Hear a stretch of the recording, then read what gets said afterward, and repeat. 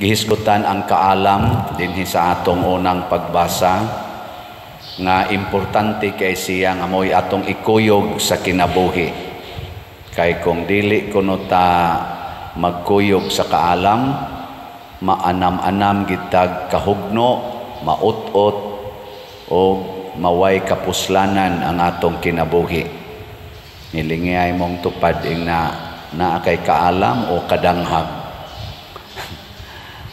Ya kinsa man ning mga taong maalamon, ang tinuod nga maalamon dili na sila kining maratol, secured. Mo nang matud pa sa unang pagbasa, kaalam sa to. Sila nga magtahod sa kaalam, maghatag sa matarong nga mga hukom. Sila nga mamati kaniya, makabaton sa matuod nga seguridad. Kana bang secured ka sa imong kinabuhi? Mawa na ang mga ratol, kanang kasina, mga kahadlok, labaw na gyud ang kanang kasuko. Sa inyong tanaw, sa ato rong nanagan sa politika, maalamon sila o mga danghag? Ang kanang secured, kanang relax. Kana bang tao nga relax? Dili daling madutlan og mga batikos, dili masuko kung sawayon, daoton, butang-butangan. Mao na sila yung mga maalamon, mao na sila yung mga nindot nga mga leaders. Tanawa si Jesus o sa ka-leader, giingnan siyang Juan diri, magtutudlo, naaman sa dito'y naghingilin og mga yawa sa imong ngalan. Nya di man nato kauban, among gibadlong. Nakuan dayon sila na threaten ba? Kana bitang nasina, ay di ko kakauban nganong gamit-gamit makas amongan. Unsa may tubag ni Hesus, ayaw siyag pagdidi. Ninduta no kung ang ato ba mga political parties karon ba kaning nanagan, ang team Duterte, team Marcos, ano bitang pulo sila magbuhat og maayo. Nya why sinahay? Dili moingon ang pikas nga ayaw mo nila. Moingon sang pikas ayaw sad mo nila. Kanang maayong buhat mo'y himuon.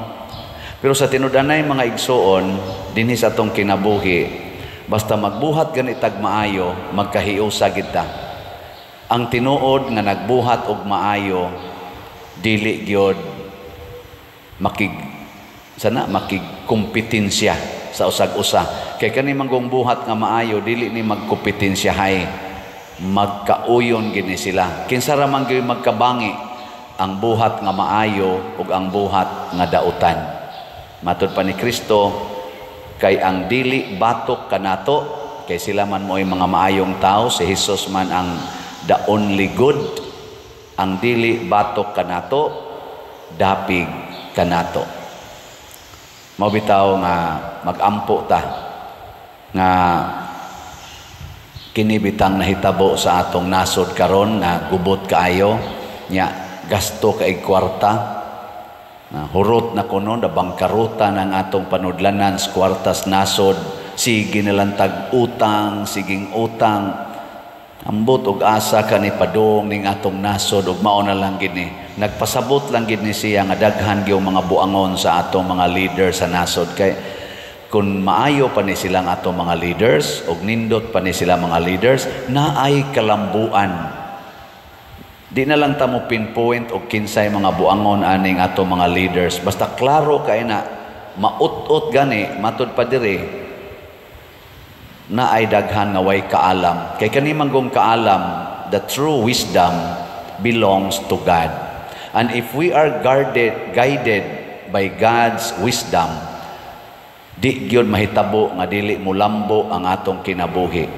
Nya kun leaders nato, ang mga leaders nato sa atong nasod, guided by the wisdom of Jesus as our true shepherd, mulambo gining atong nasod, dili magsigi kautang-utang. Og makautang man ta, doon na gitawag og return of investment. Kung sa tawag na ROI. Karon sige na malantag spend nya inigsunod na sang budget, mangutang na sad. Igsunod na sang tuig, mangutang na sad. Wa gyud return of investment. Mao nang maut-ota pasabot tawag nata na in quotation og anha ta sa business, di siya mahimong businessman kay ngano man way kaalam, dili siya bright sa iyang gigamhan na buluhaton. Tawgon na nato siya og danghag or bogo, foolish. Mao tong do natay gitawag og 10 virgins, 5 are foolish, bogo, danghag, 5 are wise. Maura to sila'y nakaabot gyud ngadto sa langit. Matud pastubag nato sa Salmo, o Ginoo, dako ang kalinaw nila nga nahigugma sa imong balaod. Ekonomi, huna-huna ako noron sa imong kinabuhi. Unsang balaura ang imong gisunod? Balaod sa Ginoo o balaod sa tao? Kung balaod ganis Ginoo, dako ang kalinaw, naay kalinaw. Unya kay nagubot marong atong nasod, gubot man kay na sila diyang atong mga congressmen, mga senador, inig-eleksyon, gubot man kay ta, gasunod tas balaod nga way klaro. Balaod sa tao. Ang balaod sa tao is always centered on the person, sa magbabalaod. Mo nang matod pa nila kini kunong ato mga balaod labi na dinis Pilipinas nakasentro ra gyud sa magbabalaod nya. Sila ra say mag-usab-usab, sila ra sad mao mo adjust nya. Kada kuno balaod na adyo kuno nay kanang asana exit nila ba aron og mag-violate sila anang ilang balaod, dali kay sila makaikyas. Sila ra sang naghimos balaod ang maghimo anang exit. Kamo nalay discovery ana mao man kuno nay tinuod. Di gid na mo na ingka di gyud mapriso ang lawyer dinis Pilipinas ba, lisod kay mapriso. Ay ila istorya na nila kay kana kunong kada balaod naa ginay exit. Pero kita nga mga dili masters balaod, priso dayon. Kana mga pobre, priso dayon. Kay di man ta kita sa exit kay ilang sa nang tago-taguan may man kay na sila ana.